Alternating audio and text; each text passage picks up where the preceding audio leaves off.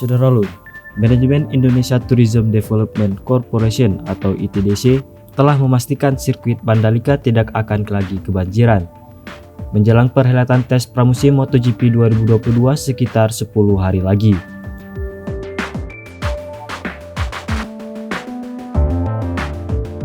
Sirkuit Mandalika di Lombok, Nusa Tenggara Barat sebelumnya mengalami masalah lantaran kurang berfungsinya drainase.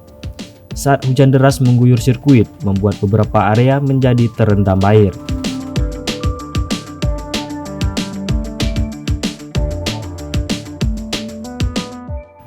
Peristiwa banjir terjadi saat digelarnya seri terakhir WSBK pada November 2021 lalu. Akibatnya pertandingan ditunda. Mengantisipasi hal serupa terulang kembali, pihak ITDC telah berkomitmen untuk memperbaiki pembenahan dengan fokus drainase. Dikutip dari Instagram ITDC, selain melakukan pembenahan pada drainase atau sistem saluran air, ITDC saat ini juga tengah menggenjot pembangunan tribun penonton. Nantinya dapat menampung sekitar 2.400 orang penonton. Pihaknya juga tengah memasuki tahap pengerjaan tanah seperti pemadatan timbunan, konkrit pad, serta pemasangan pondasi atap.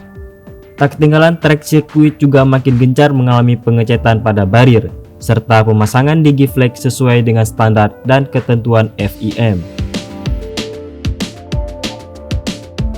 ITDC juga akan membuka open recruitment bagi para marshal yang sebelumnya telah berpengalaman pada event WSBK 2021.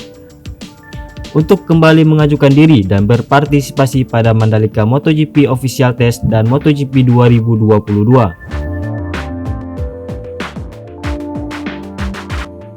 MotoGP 2022 akan dilangsungkan pada 18 hingga 20 Maret 2022 mendatang. Sementara untuk Mandalika MotoGP Official Test akan diselenggarakan pada tanggal 11 hingga 13 Februari 2022 di Pertamina Mandalika Circuit.